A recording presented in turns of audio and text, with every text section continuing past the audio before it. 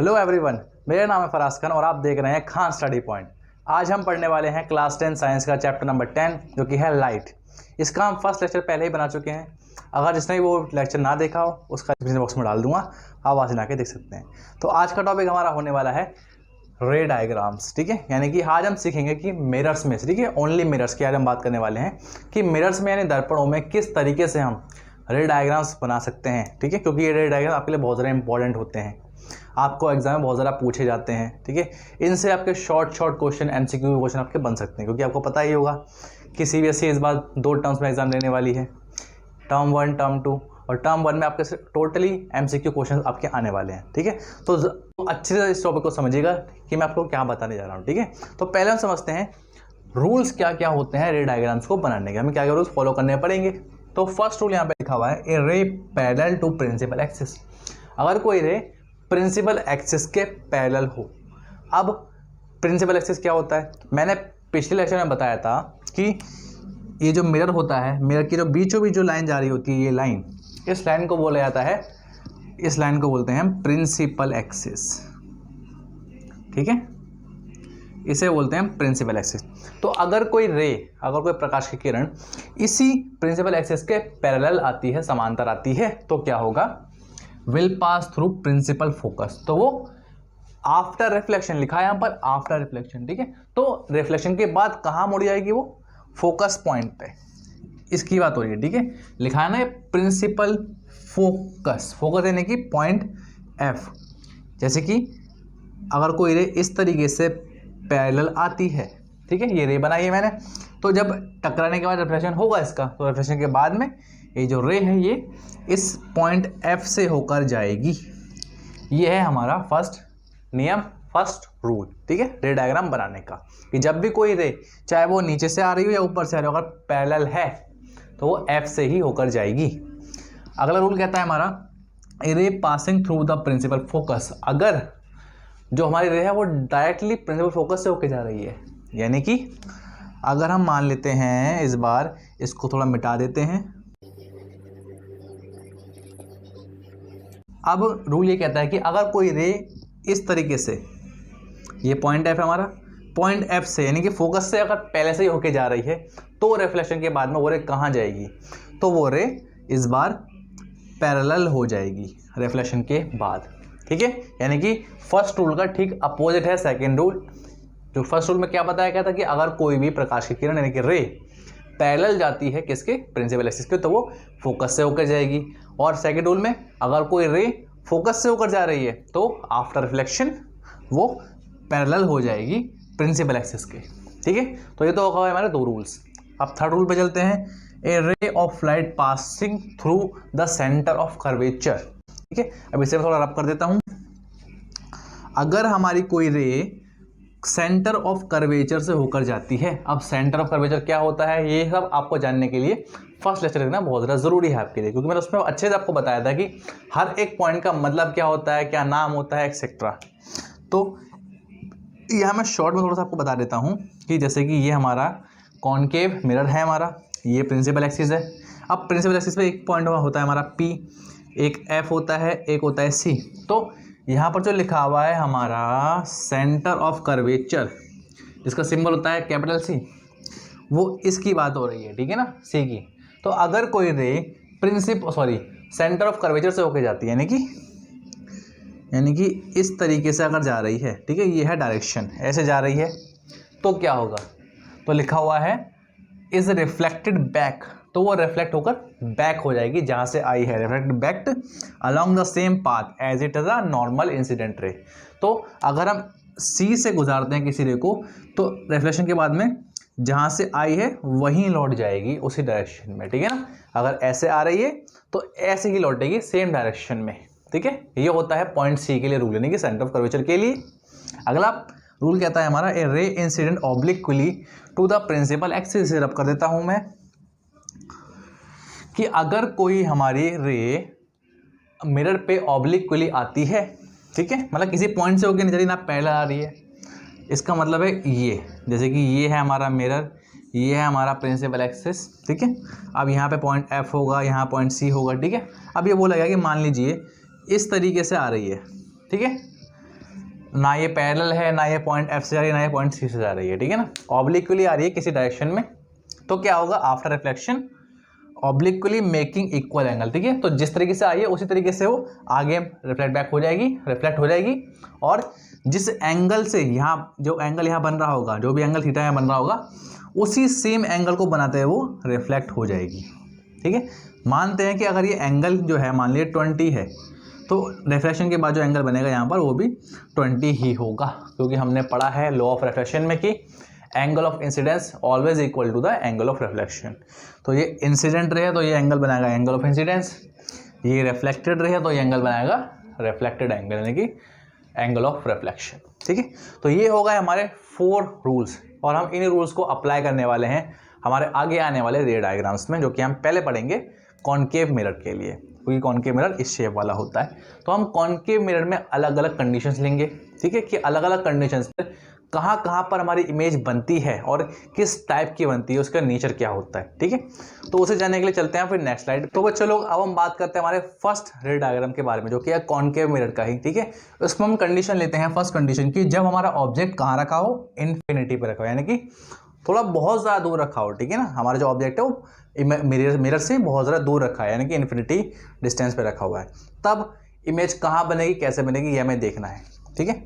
तो अगर इन्फिनिटी पे रखा है तो उसको ऑब्जेक्ट को हम शो कैसे करेंगे, यहाँ पर हम उसको शो करेंगे इस तरीके से, ठीक है, डॉट डॉट डॉट करके दिखाएंगे ताकि लगे कि वो बहुत दूर से आ रहा है, ठीक है। और जैसे ही इस प्रिंसिपल एक्सिस के आसपास आ जाए तो इस लाइन को हम पूरा पूरा ड्रॉ करना स्टार्ट कर देंगे, ठीक है। अब ये जो रे है इन्फिनिटी से आ रही है वो इस प्रिंसिपल एक्सिस के पैरेलल आ रही है, ठीक है, जिसकी डायरेक्शन है ये आई पैरेलल। अब हमने फर्स्ट रूल ये सीखा था कि अगर कोई रे प्रिंसिपल एक्सिस के पैरेलल आती है तो क्या होगा, वो फोकस से होकर जाएगी, तो इसको हम यहाँ से गुजार देते हैं, ठीक है। लेकिन हमने पिछले लेक्चर में ये भी सीखा था कि इमेज कब बनती है, इमेज तभी बनती है जब एटलीस्ट 2 रेज आपस में इंटरसेक्ट करती हैं तब। अब यहाँ पर तो एक ही रे है, ठीक है। अब हम यहाँ पे और रे दिखा सकते हैं, क्योंकि रेज जो होंगी तो बहुत सारी रेज होंगी ना, ज़रूरी तो नहीं कि हमेशा एक ही रे निकलेगी किसी ऑब्जेक्ट से, नहीं, बहुत सारी रेज निकलती हैं, ठीक है। तो हम एक रे यहाँ से दिखा देते हैं, ठीक है ना, ये ऐसे आई, ये भी एफ से होके जाएगी, ठीक है, एफ से होके जाएगी। अगर हम नीचे से दिखा दें तो ये भी पैरेलल जा रही है, ठीक है, और ये सब रे जो है यहाँ पर इस जगह पर पॉइंट एफ पर इकट्ठी हो रही है, यानी कट कर रही है एक दूसरे को, ठीक है। सारी रेज जो हैं जो कि पैरेलल आई और रिफ्लेक्शन के बाद में एफ से होकर जा रही हैं, तो एफ पे यहाँ पर एक दूसरे को कट कर रही हैं, मीट कर रही हैं, ठीक है। तो जब भी 2 या 2 से ज़्यादा रेज आपस में मिलती हैं या इंटरसेक्ट करती हैं आपस में एक दूसरे को, वहीं पर बन जाती है हमारी इमेज, यानी कि इमेज हमारी यहाँ बन गई एफ पर, ठीक है। तो ये तो हो गया हमारा रे डायग्राम इस कंडीशन के लिए, ठीक है। रे डायग्राम तो बन जाएगा आसानी से, ज़्यादा मुश्किल नहीं है, लेकिन अब हमें इसके बारे में कुछ पॉइंट्स लिखने हैं कि इमेज कहाँ बनी है, कैसे बनी है, क्या साइज है। तो यहाँ पे मैंने पॉइंट लिखे हुए हैं। फर्स्ट पॉइंट पोजीशन, पोजीशन कहाँ पर है, एट एफ, क्योंकि एफ पर बनी है, लिख दिया हमने एट एफ। अब नेचर बताएंगे, इमेज जो होती है कॉनकेव मिरर के द्वारा जो बनती है मैक्सिमम रियल बनती है, ठीक है। रियल कब बनेगी, जब फुल लाइन जो है आपको दिखाई दे, ठीक है, तो वो रियल इमेज ही होगी। और एक बात और ध्यान रखनी है कि जो कॉनकेव मिरर इमेज बनाता है वो इनवर्टेड बनाता है, यानी कि उल्टी इमेज बनाता है ऑलवेज, ठीक है। और थर्ड कंडीशन है साइज़ के बारे में। अब आप साइज़ यहाँ देखिए, साइज़ यहाँ बनना है पॉइंट, ठीक है ना, तो यहाँ पे हमने लिख दिया पॉइंट साइज, यानी कि बिंदु के आकार का यहाँ पर इमेज यहाँ पे बन रही है ऑब्जेक्ट की, जब ऑब्जेक्ट हमारा कहाँ रखा है, इन्फिनिटी पे रखा है तब, ठीक है। तो ये तो हो गया हमारा फर्स्ट केस, जब हमारा ऑब्जेक्ट इन्फिनिटी पे रखा हो तब। तो बच्चे लोग अब हम बात करते हैं हमारे सेकंड केस के बारे में, जो कि है when object is beyond C, यानी कि जब हमारा ऑब्जेक्ट सी से थोड़ा पहले रखा हो। अब सी यहाँ पर है, सी से पहले हम मान लीजिए यहाँ पर रख रहे हैं हमारा ऑब्जेक्ट, ठीक है। अब ये ऑब्जेक्ट आपका कुछ भी हो सकता है, पेन, पेंसिल, मार्कर, कोई बुक, कुछ भी एक्सेट्रा, ठीक है, ये आप खुद भी हो सकते हैं वो, ठीक है। हम मान के चलने कि वो सी से पहले है, तो क्या होगा, पहले इसका हम नाम रख देते हैं कुछ, मान लीजिए इसका नाम है ए बी, ठीक है, ए बी इसका नाम रख दिया हमने ऑब्जेक्ट का हमारे। अब हम क्या कर सकते हैं, रे को ले जाने के लिए एक ले आएंगे हम पैरेलल, ठीक है। अब इसको हम प्रिंसिपल एक्सिस के पैरेलल ले जाते हैं फर्स्ट रे को, ठीक है। अब हमने सीखा कि जब कोई रे पैरेलल जाएगी तो कहाँ से मोड़ेगी, एफ से, तो एफ से इसको हम मोड़ देंगे। आपको एक बात का और ध्यान रखना है, यहाँ पर तो मैं अपने हाथों से ही बना रहा हूँ, ठीक है ना, बिना किसी स्केल की मदद से, लेकिन आपको जब भी डायग्राम बनाने को आएगा आपको स्केल से ही बनाना है। और एक बात का और ध्यान रखना है कि ये डिस्टेंस और ये डिस्टेंस, यानी कि पी और एफ का डिस्टेंस और एफ और सी का डिस्टेंस ऑलवेज बराबर होना चाहिए, हमेशा बराबर होना चाहिए। बराबर नहीं होगा तो आपकी जो पोजीशन होगी वो बदल सकती है, ठीक है। तो आपको इस बात का ध्यान रखना है और आपको हमेशा स्केल का यूज़ करना है। यहाँ पे मैं स्केल तो नहीं यूज़ कर पा रहा हूँ, ठीक है ना, क्योंकि ये बोर्ड है हमारा। आप कॉपी में स्केल का यूज़ करेंगे बिल्कुल, ठीक है। तो फर्स्ट रे हमारी ऐसे आई और एफ से होकर चली गई रिफ्लेक्शन के बाद। अब सेकंड रे को अगर हम दोबारा पैरेलल गुजरेंगे तो वो तो यहीं से इसके ऊपर से आ जाएगी, तो वो रे कट नहीं मानी जाएगी। तो हम क्या करेंगे, इस बार हम किसी इस रे यहाँ इसे ऑब्जेक्ट की ना दूसरी तरीके से इसको रे को हम गुजारेंगे, ठीक है। अब हमारे पास एक पॉइंट सी भी है। अब हमने पढ़ा है कि अगर हम सी पॉइंट, ये रहा, सी से अगर हम किसी रे को गुजारते हैं, ठीक है, तो वो जैसे जाती है उसी डायरेक्शन में वापस लौट जाती है, ठीक है। ये पढ़ा है हमने। अगर किसी रे को हम सेंटर ऑफ कर्वेचर से गुजारते हैं तो आफ्टर रिफ्लेक्शन वो उसी डायरेक्शन में वापस लौट जाती है, जैसे कि आई है और ऐसे लौट रही है, ठीक है। अब यहाँ पर इस पॉइंट पर ये दोनों रेस कट हो रही हैं, हो रही कि नहीं हो रही हैं, बिल्कुल हो रही हैं, ठीक है। अब हम इस पॉइंट को इस प्रिंसिपल एक्सिस से मिला देंगे, हो गई हमारे तैयार इमेज हमारी, ठीक है। ये बन गई हमारी इमेज। इसका नाम रख देते हैं सी और डी, ठीक है। ऑब्जेक्ट हमारा ए बी, इसकी इमेज सी डी, ठीक है। अब जब आप इसको पूरा अच्छे से नाप के बनाएंगे, ठीक है, तो आपको क्या क्या पॉइंट देखने को मिलेंगे। बात करते हैं पोजीशन की। पोजीशन मतलब इमेज कहाँ बनेगी, बिटवीन एफ एंड सी, जैसा कि यहाँ पर दिख रहा है आपको, एफ और सी के बीच में बन रही है ये, तो पोजीशन हमारी ठीक है बिल्कुल। नेक्स्ट केस नेचर कैसा आएगा, रियल ही है ये, क्योंकि विजिबल लाइंस कट रही हैं, यानी कि रियल इमेज है। सेंट उसके बाद में इन्वर्टेड, ठीक है, ये इमेज उल्टी है। इसको पहचानने का तरीका और होता है कि इमेज उल्टी है सीधी, मतलब अगर प्रिंसिपल एक्सिस के नीचे बन रही है तो मतलब बोल दो उल्टी है, ऊपर बन रही है तो मतलब बोल दो सीधी है, ठीक है। और एक बात का और ध्यान रखना है कि अगर ऑब्जेक्ट मिरर हमारा अगर कॉनकेव है तो इमेज जो है हमारी इन्वर्टेड ही बनेगी। थर्ड के साइज इसका लिखा है हमने डिमिनिश्ड का मतलब होता है छोटा। किससे छोटा, ऑब्जेक्ट के कंपैरिजन में छोटा, ठीक है। अगर आप कंपेयर करेंगे स्केल से नापने के बाद में तो इसके कंपैरिजन में ये जो इमेज आएगी थोड़ी सी छोटी आएगी। अगर मान लीजिए ये 3 सेंटीमीटर की है तो ये हो सकता है कि 2 सेंटीमीटर की बनी हो, ठीक है। ये मैंने सिर्फ एग्जाम्पल के लिए आपको बोला है, ठीक है। लेकिन छोटी ज़रूर बनेगी, अगर ये वाला केस हम लेंगे तो बड़ी नहीं बनेगी, ठीक है। आपको सारे पॉइंट्स पर अच्छे से ध्यान देना है, ठीक है ना, कि कहाँ से जा रही है। पहले पैरेलल भेजी रे, रिफ्लेक्शन के बाद में एफ से होकर गई, फिर मैंने सी से गुजार दी तो रिफ्लेक्शन के बाद में वापस लौट गई, यहाँ पे कट गया तो ये हमारी बन गई इमेज। यहाँ पर मैंने पॉइंट लिख दिए। और आपको ध्यान रखना कि आपको हमेशा ये तीनों पॉइंट हर एक केस में पता होने चाहिए और आपको लिखने ज़रूर हैं जब भी आपको रे डायग्राम बनाने के लिए आएगा। क्योंकि अगर आप मान लीजिए आपको डायग्राम बनाने के नहीं भी आता है तो डायरेक्टली आपसे ये क्वेश्चन आपसे पूछे जा सकते हैं कि अगर मिरर हमारा ये वाला है, पोजीशन हमारी ये वाली है ऑब्जेक्ट की, तो बताइए इमेज कहाँ बनेगी, नेचर क्या होगा उसका, छोटा या बड़ा एक्सेट्रा, ठीक है। तो ये बात है आपको पता होनी चाहिए हर केस के बारे में कि इमेज कहाँ बनती है, इस केस में किस साइज़ की बनती है, क्या नेचर होता है, एक्सेट्रा। अब नेक्स्ट केस है हमारा case number 3, when object is at C, यानी कि अब हमारा ऑब्जेक्ट जो है सी पर रखा होगा, ठीक है ना। पिछले केस में हमने देखा सी से पहले वाला, अब देखेंगे थोड़ा सा और आगे बढ़ के सी पर आ गए, ठीक है ना। तो सी हमारा यहाँ पर, यानी कि हम सी के ठीक ऊपर, ठीक है, सी के ऊपर हमने ये हमारा ऑब्जेक्ट रखा है, इसका नाम रख देते हैं ए बी, ठीक है। अब हम वही सेम तरीका अपनाएंगे जैसे पिछला बार अपनाया था हमने। फर्स्ट रे हम गुजारेंगे पैरेलल टू प्रिंसिपल एक्सिस, ठीक है, पैरेलल गई है तो रिफ्लेक्शन के बाद में पॉइंट एफ से होकर ही जाएगी, ठीक है, पॉइंट एफ से होकर जाएगी, चली गई ये रे। अब सेकंड रे हम सी से गुजारते पिछली बार हमने, ठीक है ना, क्योंकि पिछली बार सी पे गुजारने की जगह थी, लेकिन इस बार हमने सी के ऊपर रखा हुआ है तो हम सी से नहीं गुजार सकते हैं, तो हमारे पास रास्ता बचता है सिर्फ एफ वाला रास्ता।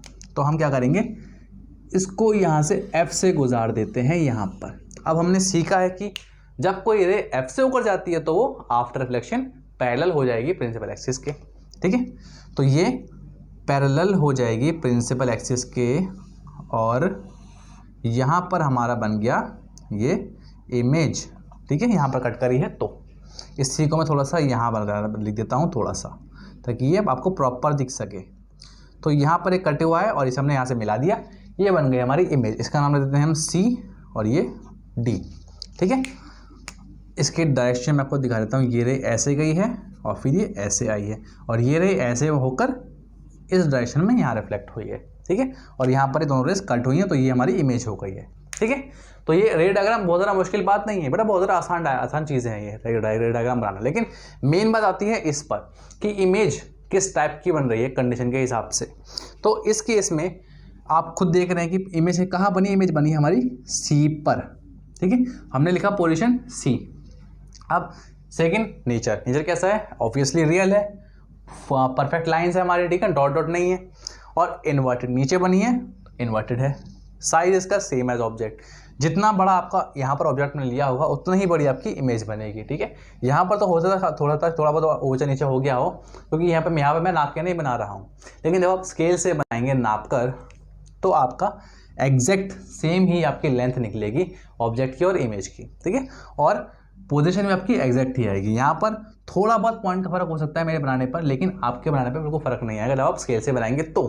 अगर स्केल से आप नहीं बनाएंगे तो फिर आपकी दिक्कत आ सकती है आपको, ठीक है। लेकिन आपको ये सब बातें ज़रूर याद रखनी है एग्ज़ाम बेसिस के लिए, क्योंकि इस बार आपके एग्ज़ाम MCQs वाले होने वाले, और MCQs बेस के लिए ये इस टाइप के क्वेश्चन आपके और ज़्यादा इंपॉर्टेंट दिमाग के लिए हो जाते हैं, ठीक है। क्योंकि इस टॉपिक में से, रे डायग्राम में से आपके बहुत सारे क्वेश्चन बन सकते हैं MCQ टाइप से, ठीक है। अब हम चलते हैं आपके अपने अगले रे डायग्राम की तरफ। तो बच्चों नेक्स्ट कंडीशन है हमारी, जब हमारा ऑब्जेक्ट कहाँ रखा हो, F और C के बीच में रखा हो, यानी कि बिटवीन F एंड C, तब क्या होगा रे डायग्राम में, ठीक है। F यहाँ पर है, C यहाँ पर है, बीच में यहाँ कहीं मैंने हमारा ऑब्जेक्ट रख दिया, इसका नाम रख दिया हमने A, इसका नाम रख दिया B, ठीक है। अब फर्स्ट रे वही पहले की तरह हम ले जाएंगे पैरेलल ले गए तो F से होकर जाएगी, तो इसे गुजार देंगे हम F से, ठीक है। अब हम क्या कर सकते हैं, इसको हम C से गुजार सकते हैं, C से, ठीक है। C से गुजारेंगे तो क्या होगा, इसको हमें गुजारना पड़ेगा इस तरीके से, ठीक है। यहाँ पे मैंने नापा नहीं है ठीक से मैंने, ठीक है। यहाँ पर कहीं से थोड़ा सा बढ़ा देता हूँ मैं, ठीक है। ऐसे गई है और रिफ्लेक्शन के बाद में ऐसे लौटेगी, यानी कि पीछे की तरफ ये रिफ्लेक्ट बैक होती रहेगी और एक पॉइंट पर आकर ये मिल जाएगी, कट हो जाएगी, ठीक है। और फिर इसको हम ऊपर मिला देंगे इस तरीके से, ठीक है। और यहाँ पर ये बन गई हमारी फुल इमेज हमारी, इसको नाम दे देंगे C, इसको नाम दे देंगे D, यानी कि ये हो गई CD हमारी इमेज, ठीक है। समझे, दोबारा बता देता हूँ। फर्स्ट हम ले गए पैरेलल ले गए तो F से वो गुजार दिए हमने, यहाँ पर आ गई। सेकंड केस में हमने C से ले गए तो रिफ्लेक्ट बैक हो गई, वापस हो गई वो, और जहाँ पे कट किया वहाँ पर हमारी इमेज बन गई, ठीक है। अब हम देखते हैं इसमें क्या क्या पॉइंट आए हमारे। इमेज कहाँ बनी, इमेज बनी C से पीछे, यानी कि बियॉन्ड C पोजीशन हो गई इसकी। नेचर क्या है इसका, रियल इमेज है, ठीक है। और नीचे बनी है तो इन्वर्टेड है, यानी कि उल्टी है, ठीक है। थर्ड केस यानी कि साइज का आया है एनलार्ज मतलब होता है बड़ा। देखिए आप, ये ऑब्जेक्ट का साइज था छोटा सा और इमेज का साइज थोड़ा सा बड़ा आया है, यानी कि ऑब्जेक्ट के मुकाबले में इमेज का साइज थोड़ा सा बड़ा आया है, इसलिए लिखा है हमने एनलार्ज्ड, ठीक है। तो ये हो गया हमारा फोर्थ केस, जब हमारा ऑब्जेक्ट F और C के बीच में। तो बच्चों हमारा अगला केस है जब हमारा ऑब्जेक्ट रखा हो F पर, तो पॉइंट हमारा F यहाँ रखा हुआ है, तो F के ठीक ऊपर हम बना देते हैं हमारा ये ऑब्जेक्ट। अब फर्स्ट केस क्या करेंगे, हम पहले रे ले जाएंगे पैरेलल, ठीक है, जैसे हम करते आ रहे हैं। रे पैरेलल गई है तो F से ऊपर जाएगी, तो इसको हम इसी F से गुजार देते हैं यहाँ पर। सेकंड केस लेंगे C के लिए, जब C से कोई रे जाती है तो जैसे जाती है वैसे ही लौट कर आ जाती है उसी डायरेक्शन में, ठीक है, ऐसे जा रही है। अब आप ध्यान दें तो ये इस पूरे अगर बात करूँ, इस पूरे वाइट बोर्ड की बात करूँ तो ये रे बहुत धीरे धीरे करके आप पास आ रही हैं, ठीक है ना, ये आगे बढ़ेगी, ये आगे बढ़ेगी, ठीक है, बहुत धीरे धीरे करके पास आ रही है, ठीक है। तो ये इस बोर्ड पर तो कट नहीं कर पाएंगे, लेकिन आगे जाके हम मान सकते हैं ऐसा कि कहीं ना कहीं एक पॉइंट ऐसा होगा जहाँ पर ये आपस में मिल जाएंगे, क्योंकि धीरे धीरे करके इनका डिस्टेंस कम होता जा रहा है, ठीक है। तो फिर इसको हम क्या करते हैं, यहाँ पर हम dot dot dot dot dot करके दिखा देते हैं और हम लिख देते हैं एट इन्फिनिटी, ठीक है, क्योंकि डिस्टेंस जो होने वाला है इनका मिलने का, इंटरसेक्शन का, वो बहुत ज़्यादा दूर होने वाला है। तो हम मान लेते हैं कि जहाँ पर भी कट करेंगे, इमेज बनाएंगे, वो जगह होगी इन्फिनिटी, ठीक है। अब हम यहाँ पर आते हैं, पोजीशन क्या हो गई, इन्फिनिटी हो गई, क्योंकि इस पूरे प्लेन पर तो ये आ नहीं पा रहे हैं, कट नहीं कर पा रहे हैं इस वजह से, लेकिन आगे जाके कट जरूर करेंगे, इसलिए हमने लिखा है infinity. Second point, nature, real बनेगा और इन्वर्टेड ही बनेगा, क्योंकि नीचे की तरफ बन रहा है, सॉरी इन्वर्टेड है, और रियल इमेज भी है।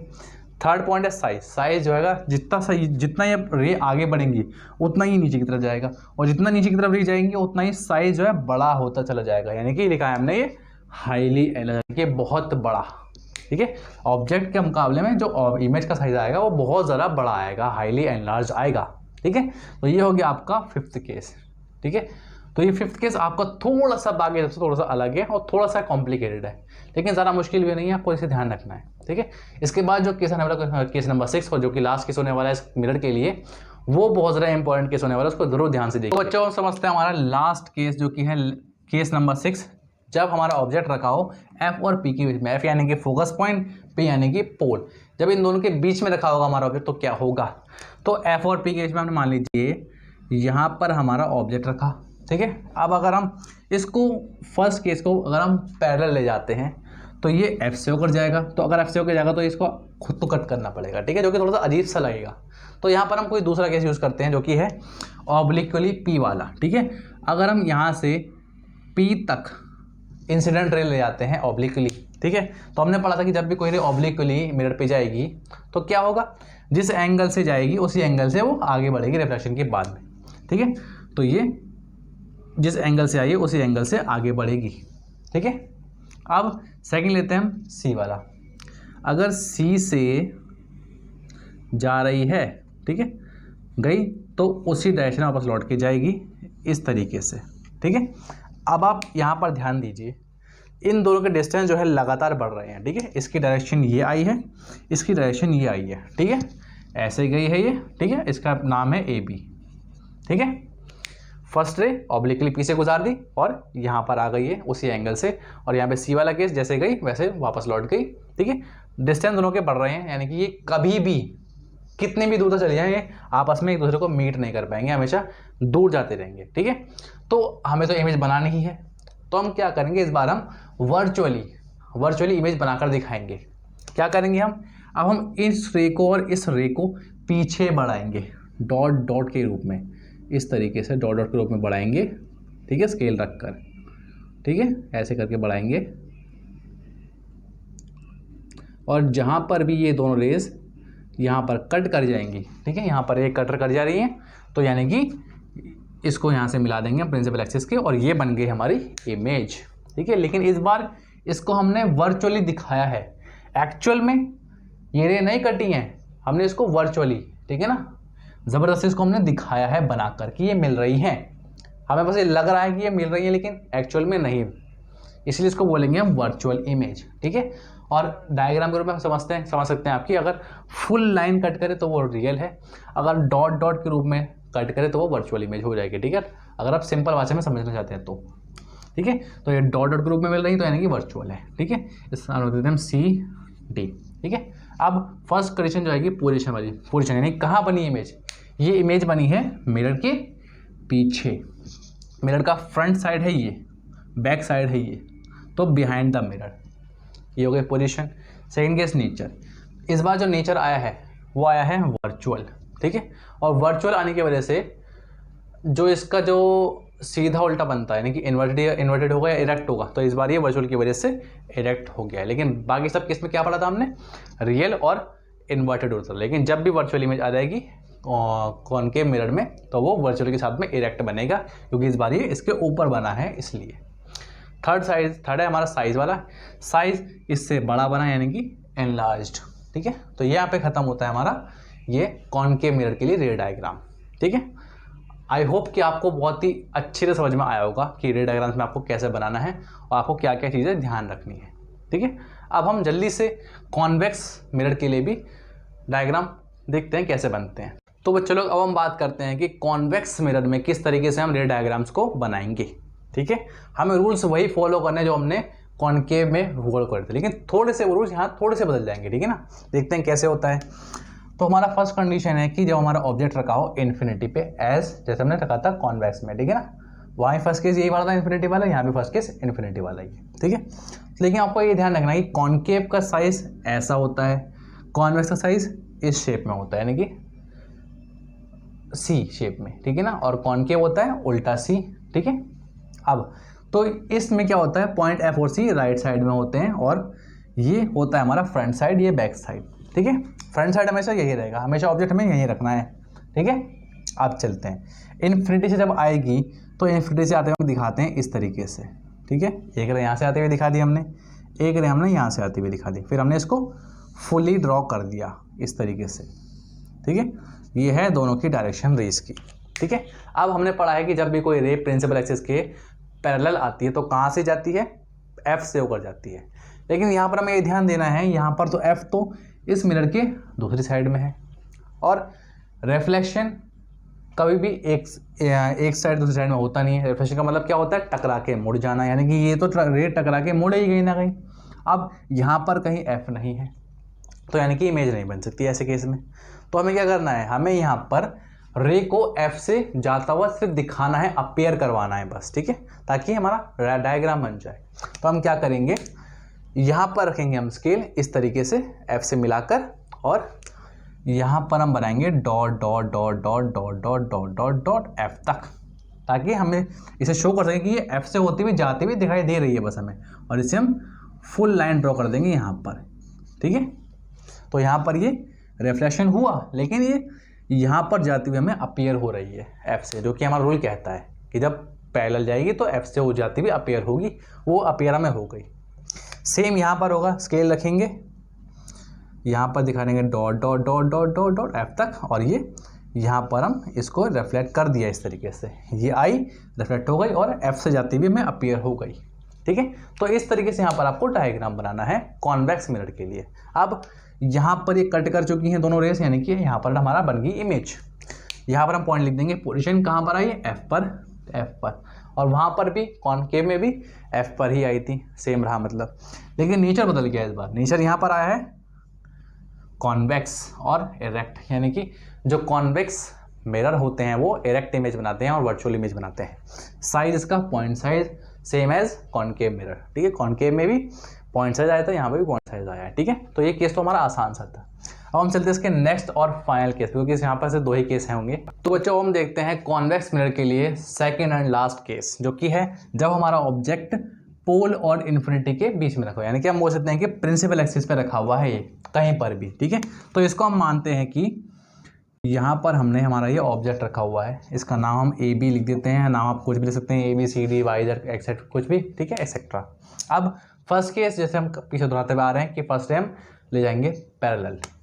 अब ये रे अगर आपकी पैरेलल जाती है इस तरीके से, तो जो रे पैरेलल जाती है वो हमेशा एफ से ही होकर जाती है।